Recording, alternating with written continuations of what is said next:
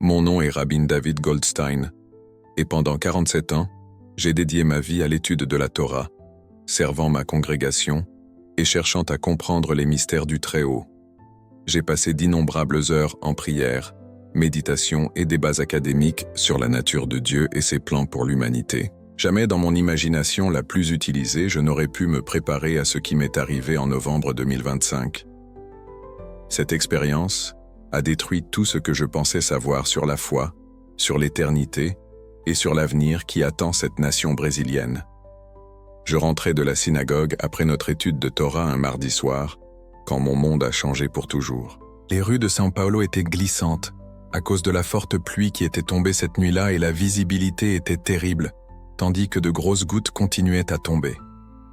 Je me souviens d'avoir pensé à la discussion que nous venions de terminer au sujet du Messie et me demandant, comme tant de fois auparavant, si notre peuple attendait encore quelqu'un qui peut-être était déjà venu. Le feu de circulation devant moi est devenu jaune, et j'ai commencé à ralentir, mais le camion de livraison derrière moi n'a pas ralenti.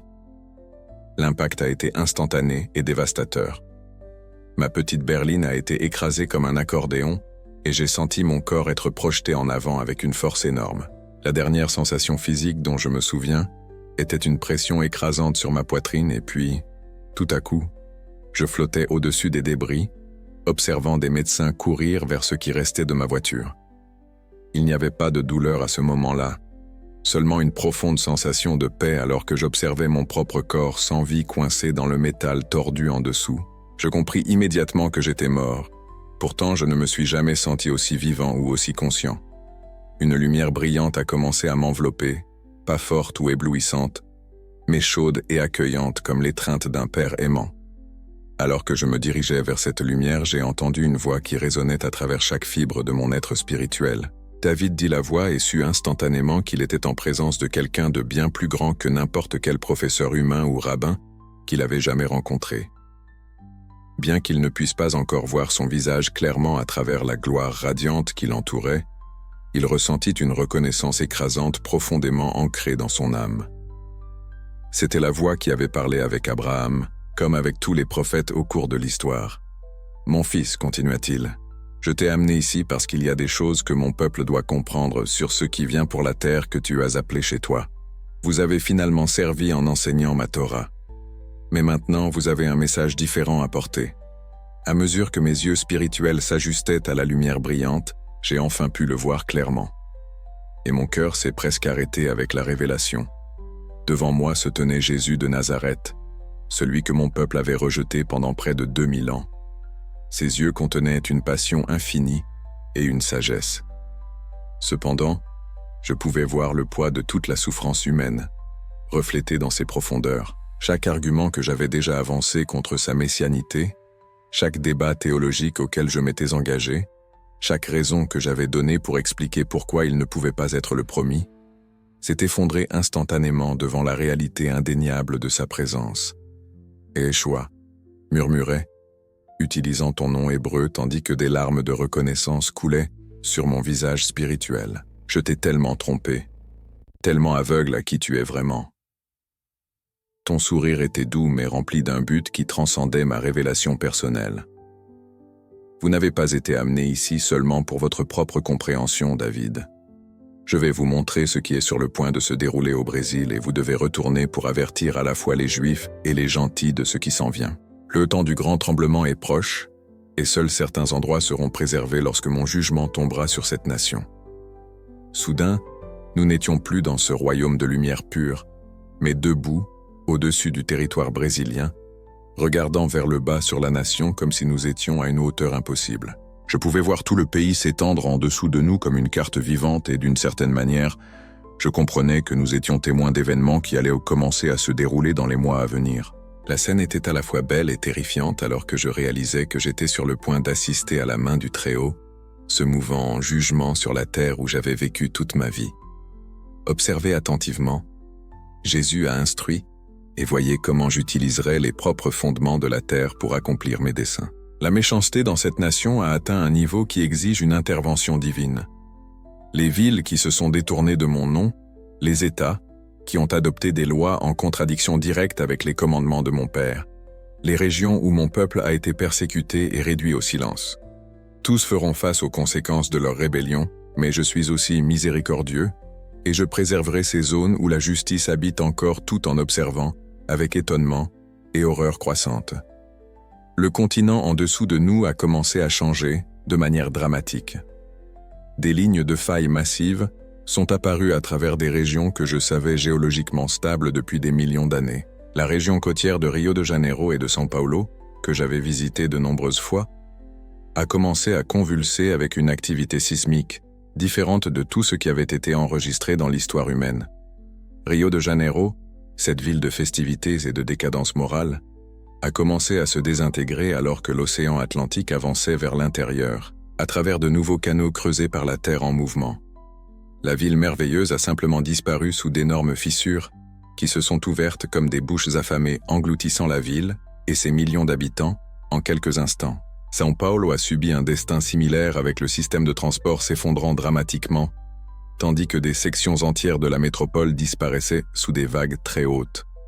Mais ce n'était que le début de ce que j'ai témoigné. La destruction s'est répandue dans d'autres régions comme un incendie divin consumant tout sur son passage. La région amazonienne a connu des inondations de proportions apocalyptiques, avec des rivières débordant et créant un déluge qui a balayé des villes entières. L'explosion des eaux était si terrible que l'on pouvait sentir ses réverbérations, même de notre point de vue surnaturel au-dessus de la terre. Le nord-est brésilien n'a pas été épargné par ce jugement divin. Des systèmes de failles qui étaient endormis depuis des siècles se sont soudainement réveillés avec une force violente. Le fleuve São Francisco a complètement changé de cours, créant de nouveaux lacs là où des villes avaient existé et détruisant des réseaux de transport qui avaient mis des décennies à se construire. Salvador, Recife et d'autres grands centres de population ont tout simplement cessé d'exister lorsque le sol en dessous d'eux s'est fissuré et s'est déplacé au-delà de toute reconnaissance. Même le sud du pays, qui semblait si sûr et établi, a dû faire face à son propre règlement de compte catastrophique. Un tsunami massif généré par des tremblements de terre sous-marins au large de la côte atlantique a balayé l'intérieur avec un pouvoir sans précédent. J'assiste, incrédule, tandis que Porto Alegre, Florianopolis et Curitiba, symboles de prospérité et de fierté brésilienne, ont été dominés par des murs d'eau atteignant des hauteurs que je n'aurais jamais imaginées possibles. Les centres financiers, les centres culturels, les quartiers où j'avais des amis et de la famille, tout a disparu sous les eaux tumultueuses. Voyez comment les fiers sont humiliés. Jésus a dit, sa voix portant à la fois justice et tristesse. Ces centres de pouvoir et de corruption, où mon nom a été blasphémé et mes lois piétinées, doivent être purifiés par le jugement. Le sang des innocents crie de ces lieux, et la justice ne peut plus être retardée. Mais alors, au milieu de toute cette dévastation, quelque chose de remarquable a attiré mon attention.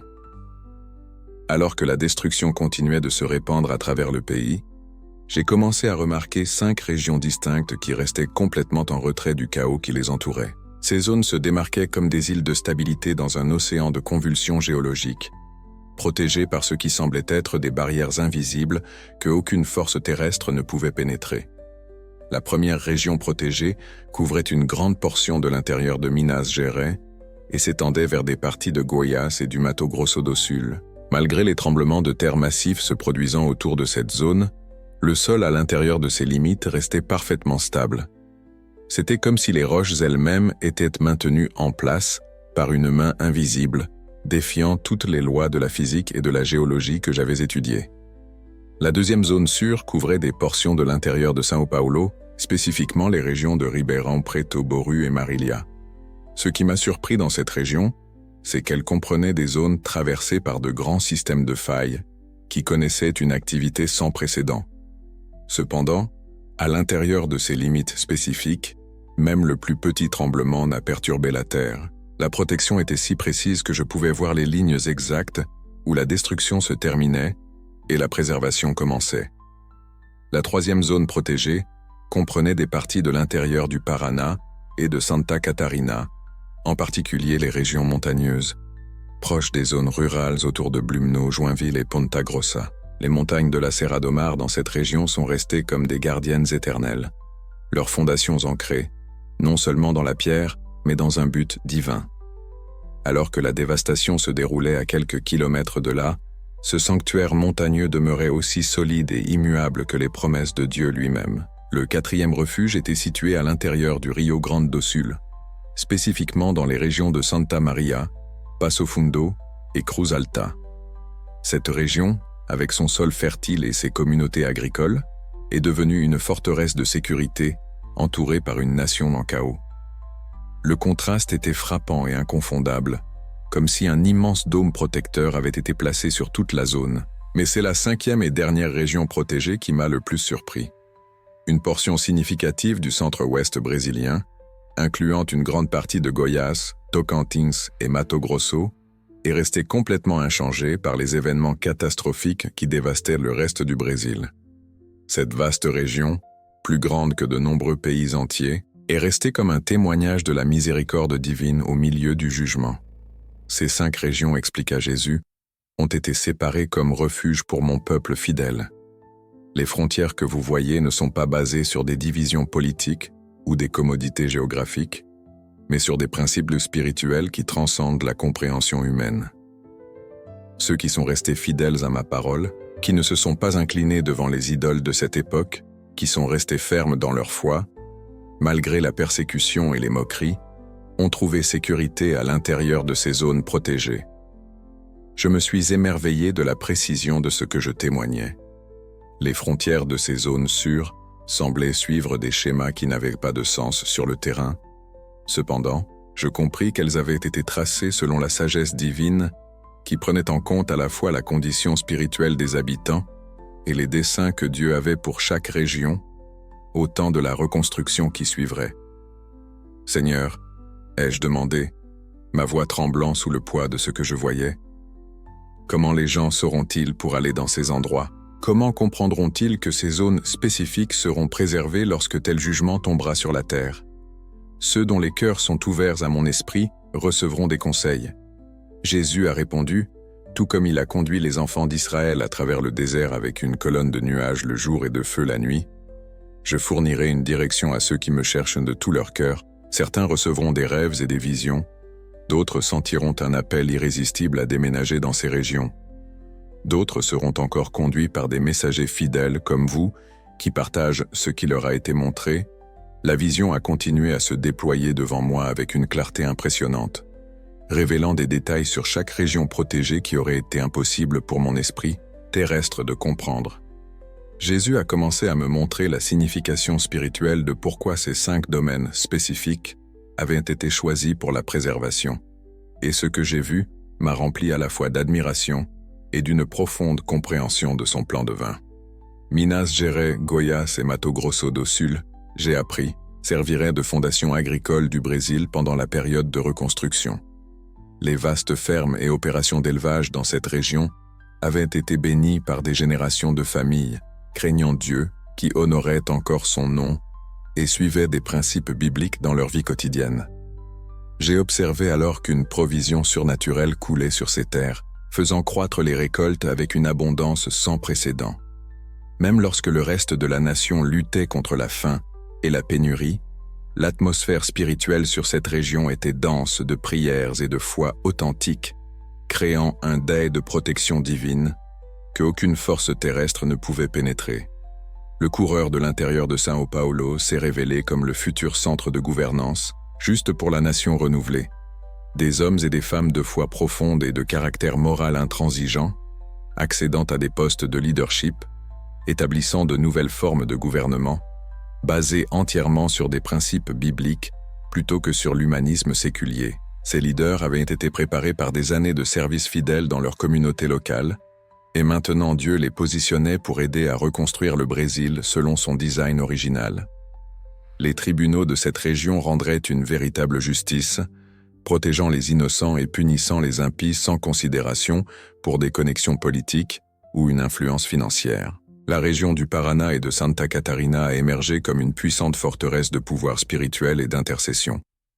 J'ai été témoin de guerriers de prière dans ce sanctuaire montagneux qui avait crié à Dieu pendant des décennies, suppliant sa miséricorde sur le Brésil et son intervention dans la décadence morale de la nation.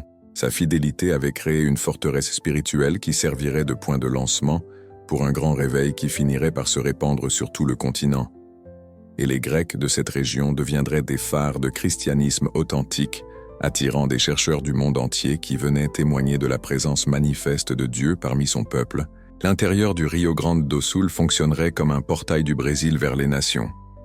J'ai appris que cette région deviendrait un centre de relations internationales où des représentants d'autres pays viendraient chercher à comprendre la source de la préservation surnaturelle du Brésil. Les témoignages qui émergeraient de cette région porteraient un poids immense, car ils seraient soutenus par des preuves indéniables d'une intervention divine. Des missionnaires seraient formés et envoyés de cette région, portant l'Évangile dans chaque coin de la terre, avec le pouvoir et l'autorité qui découleraient d'avoir été témoins du jugement et de la miséricorde de Dieu de première main. Mais c'est la révélation sur le centre-ouest qui m'a le plus profondément impacté. Cette vaste région protégée remplirait de multiples fonctions cruciales dans le plan de Dieu pour la restauration du Brésil. Les portions orientales deviendraient des centres d'éducation chrétienne et d'études bibliques, où une nouvelle génération de leaders serait formée dans les voies du Seigneur. Les zones centrales abriteraient des communautés prospères de croyants qui ont appris à vivre selon les principes du royaume, démontrant au monde à quoi la société humaine pourrait ressembler lorsqu'elle est véritablement alignée avec la volonté de Dieu. Je voyais des fermes d'élevage dans le centre-ouest continuer à produire abondamment, tandis que des installations similaires dans d'autres parties du pays étaient à l'abandon. Ce n'était pas une simple coïncidence, expliqua Jésus, mais une provision divine pour les efforts de reconstruction qui seraient nécessaires après le jugement.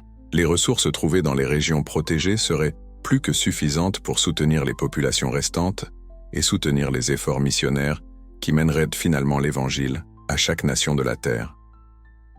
À mesure que la vision se poursuivait, j'ai commencé à comprendre la chronologie de ces événements catastrophiques plus clairement. Le grand tremblement de terre ne se produirait pas d'un seul coup, mais se déroulerait sur environ 18 mois, commençant au début de 2026.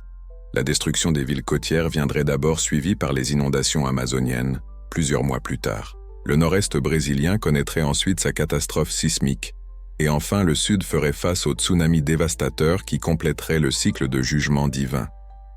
Mais Jésus a également révélé quelque chose qui a rempli mon cœur à la fois d'espoir et d'urgence. Dans les mois précédant ces événements, il y aurait des effusions sans précédent d'avertissements prophétiques et de signes surnaturels.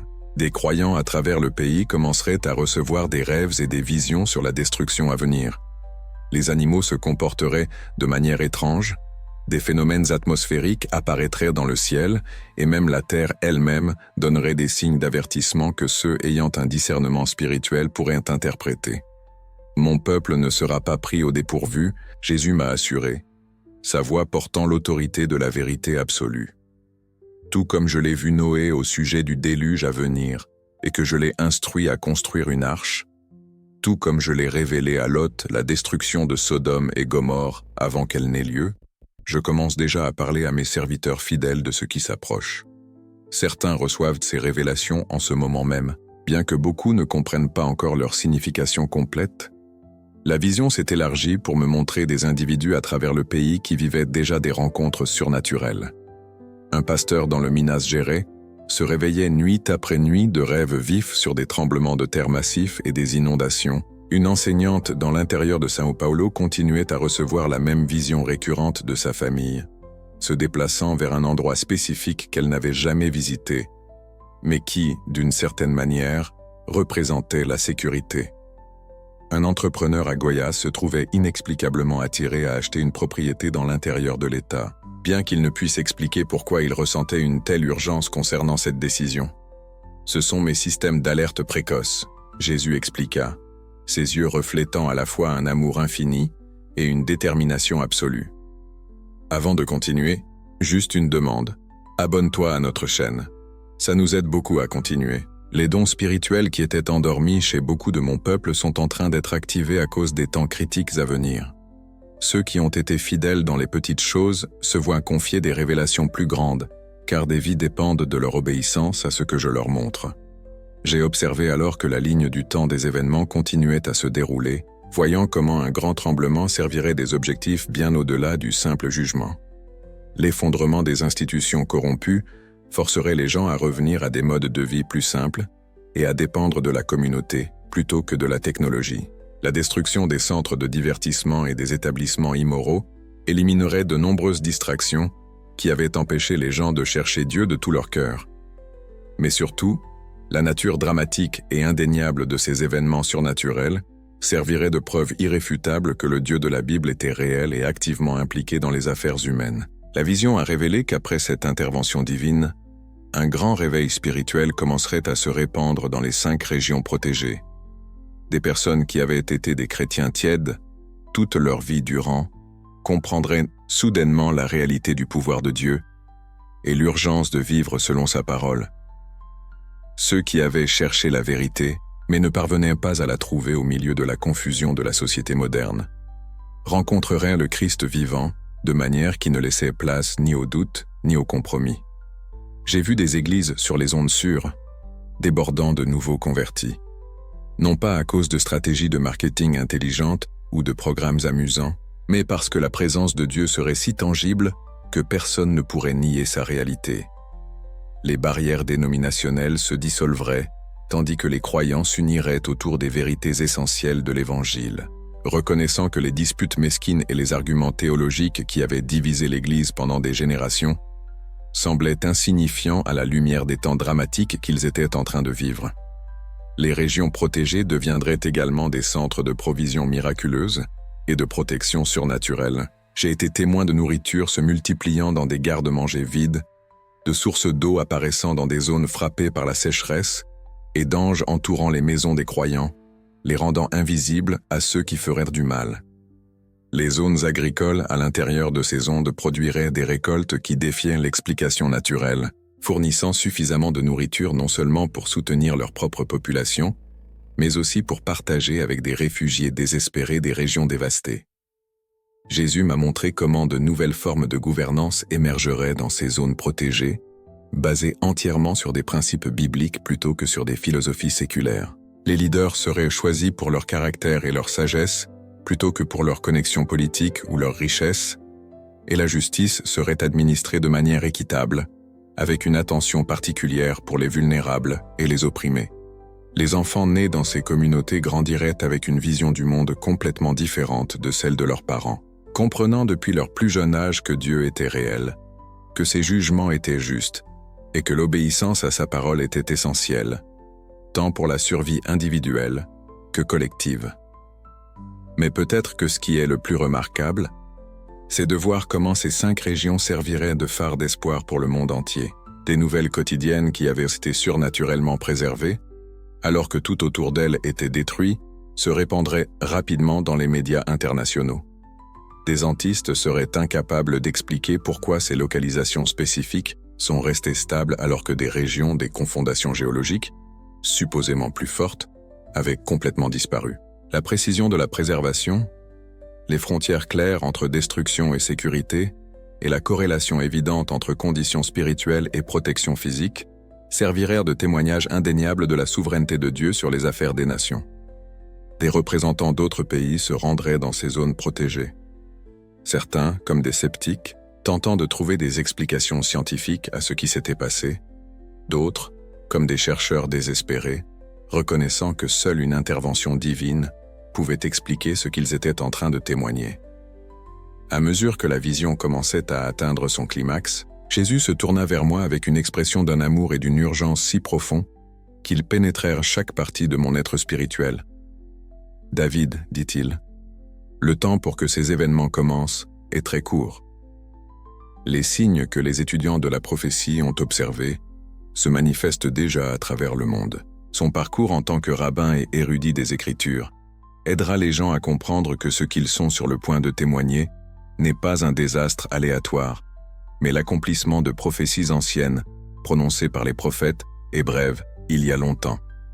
Vous devez leur dire qu'il est encore temps de se préparer tant spirituellement que physiquement. Ceux qui ont vécu dans l'engagement doivent choisir de me suivre de tout leur cœur.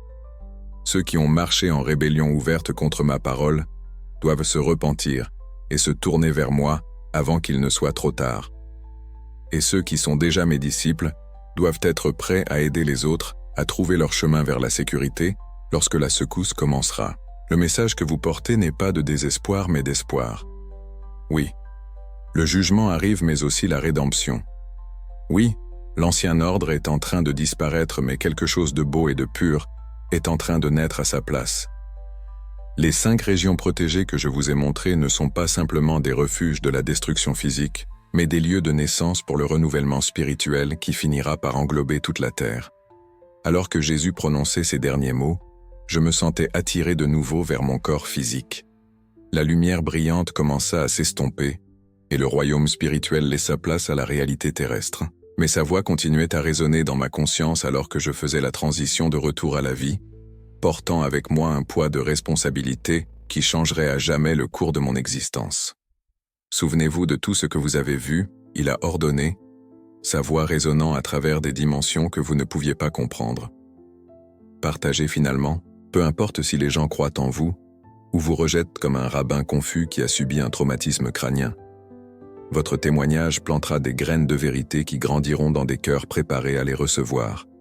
Certains agiront sur cet avertissement et trouveront la sécurité dans les régions protégées. D'autres rejetteront et feront face aux conséquences de leur choix, mais vous avez été fidèle en délivrant le message que j'ai transmis. La sensation de tiraillement est devenue plus forte, et je me suis senti éloigné de ce royaume de lumière pure et de révélation divine. Les belles couleurs ont commencé à s'estomper, et la présence écrasante de Jésus a commencé à reculer. Mais ces dernières paroles se sont gravées de manière permanente dans ma conscience, alors que je m'approchais de la frontière entre les mondes spirituels et physiques.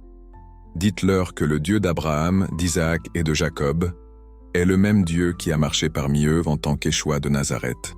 Il a dit, sa voix devenant plus lointaine, mais pas moins puissante. Dites-leur que le Messie qu'ils ont attendu est déjà venu et qu'il revient très bientôt. Le grand tremblement du Brésil n'est que le début des douleurs de l'accouchement qui précéderont son retour pour établir son royaume sur terre. La dernière chose dont je me souviens avoir vu était son visage plein de tant d'amour, tant de détermination, tant d'autorité absolue qui s'est gravé dans ma mémoire pour toujours. Alors tout est devenu blanc puis noir et soudain, j'étais à bout de souffle dans ce qui restait de mon véhicule écrasé, entouré par les visages choqués des paramédics qui ne pouvaient pas croire ce qu'ils étaient en train de témoigner. La transition vers la réalité physique a été choquante, au-delà de toute description. Mon corps faisait mal de façon que je n'avais jamais expérimentée. Les sons rauques des sirènes et de l'équipement d'urgence agressaient mes oreilles, et le froid amer de la nuit de novembre mordait à travers mes vêtements déchirés. Mais plus écrasant que l'inconfort physique était le poids spirituel que je portais maintenant. J'avais été confié avec un message prophétique qui pourrait littéralement déterminer où des millions de personnes passeraient l'éternité. Chaque détail de la vision restait cristallin en moi, aussi vivant que si j'étais encore aux côtés de Jésus, regardant le continent. Les 5 régions protégées, Minas Gerais et les zones environnantes. Le couloir de l'intérieur de São Paulo, la forteresse des Appalaches, l'intérieur du Rio Grande do Sul et le vaste sanctuaire du centre-ouest se distinguaient tous dans ma mémoire avec une parfaite clarté. Je pouvais voir leurs frontières exactes, comprendre leurs objectifs spécifiques et sentir l'urgence d'avertir les gens de se préparer à ce qui s'annonçait. L'équipe médicale a qualifié ma survie d'impossible. L'avant de ma voiture avait été complètement écrasé. Mes blessures auraient dû être fatales et j'avais été sans signes vitaux pendant plus de 20 minutes. Ils ont effectué des tests à répétition pour essayer d'expliquer ce qui s'était passé. Mais je connaissais la vérité, j'avais été renvoyé avec une mission divine et Dieu ne permettrait rien d'empêcher son accomplissement. Alors que je restais dans ce lit d'hôpital pendant les jours suivants, je ne pouvais m'empêcher de penser à la précision de ce que Jésus m'avait montré. Les 5 régions protégées n'étaient pas dispersées aléatoirement à travers le pays. Elles formaient un motif qui révélait à la fois le jugement et la miséricorde de Dieu. Chaque zone représentait un aspect différent de son caractère et de son plan pour le reste, qui survivrait à la dévastation à venir. J'ai pensé à ma congrégation, à mes collègues rabbins, aux membres de ma famille, qui n'avaient jamais accepté Jésus comme Messie. Comment pourrais-je leur expliquer que tout ce en quoi nous croyons au sujet du promis était incomplet? Comment pourrais-je les aider à comprendre qu'Échoua de Nazareth était en effet l'accomplissement de chaque prophétie messianique dans nos Écritures? Le poids de cette révélation pesait sur mon âme comme rien de ce que j'avais jamais expérimenté. Mais j'ai aussi pensé aux chrétiens que j'ai rencontrés au cours de ma vie. des croyants qui avaient essayé de partager leur foi avec moi au fil des ans. Beaucoup d'entre eux vivaient dans les mêmes villes et régions que j'avais vues détruites dans la vision. Ils auraient besoin d'entendre cet avertissement aussi urgemment que mon propre peuple. Le jugement à venir ne ferait pas de distinction entre juifs et gentils, entre religieux et laïcs. Il ne reconnaîtrait que ceux qui avaient véritablement remis leur cœur au Messie et ceux qui l'avaient rejeté. La ligne du temps que Jésus avait révélée pesait lourdement sur moi. Le début de 2026 était à moins de 2 mois, et la destruction des villes côtières serait le premier signe que tout ce que j'avais témoigné commençait à se dérouler. Lorsque ce tremblement de terre massif frappa la rivière et São Paulo, les gens auraient une preuve indéniable que mon témoignage était vrai. Mais ils auraient également une fenêtre de temps limitée pour réagir avant que la séquence complète des événements catastrophiques ne se déroule à travers le continent. Je comprends maintenant pourquoi Dieu avait choisi un rabbin pour recevoir cette révélation. Toute ma vie d'étude des Écritures hébraïques m'avait préparé à reconnaître la voix du Très-Haut quand il a parlé. Ma position dans la communauté juive donnerait du poids à mon témoignage sur Jésus en tant que véritable Messie, et mon parcours académique aiderait les gens à comprendre que ce qu'ils s'apprêtaient à témoigner n'était pas un désastre aléatoire, mais l'accomplissement d'une prophétie biblique. La vision me montrera que ces 5 régions protégées contenaient déjà des populations significatives de croyants authentiques qui avaient prié fidèlement pour un réveil spirituel au Brésil. Dieu avait positionné son peuple stratégiquement pendant des décennies, les plaçant dans des endroits où ils pouvaient fournir leadership et soutien pendant la crise à venir. Les communautés résiduelles qui émergeraient dans ces zones deviendraient les pierres angulaires d'une nation renouvelée, une nation qui reconnaîtrait la souveraineté de Dieu et chercherait à aligner ses lois et sa culture avec des principes bibliques. J'ai réalisé que mon accident n'avait été aucun accident, mais une nomination divine orchestrée pour me conduire à la présence du Messie au moment exact. Chaque aspect de ma vie, ma formation rabbinique, mon étude approfondie des Écritures, jusqu'à mon rejet antérieur de Jésus, avait été une préparation pour ce moment où je porterais son avertissement tant aux Juifs qu'aux chrétiens à travers tout le Brésil. Les implications pratiques de ce que j'avais vu m'envahissaient. Des familles vivant dans les zones destinées à la destruction devraient me prendre des décisions incroyablement difficiles sur le fait de déménager dans les régions protégées. Cela ne serait pas facile pour des personnes ayant des carrières établies, des racines communautaires profondes et des investissements financiers significatifs dans leurs localisations actuelles, mais l'alternative serait de faire face à la force totale du jugement divin sans aucune protection surnaturelle. J'ai pensé aux signes surnaturels qui précéderaient le grand tremblement, aux rêves et aux visions que des croyants à travers le pays commenceraient à recevoir dans les semaines à venir. Mon propre vécu faisait partie de ce système d'alerte précoce, mais il y en aurait d'autres. Dieu activait des dons prophétiques qui étaient restés dormants chez beaucoup de son peuple, car les temps à venir exigeaient une orientation et un discernement surnaturel. La vision révélait également le but rédempteur derrière ces événements catastrophiques.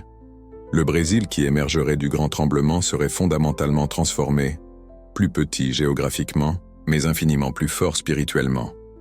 Les institutions corrompues et les centres de divertissement immoraux qui avaient détourné la nation seraient balayés, créant de l'espace pour que le christianisme authentique refleurisse à nouveau.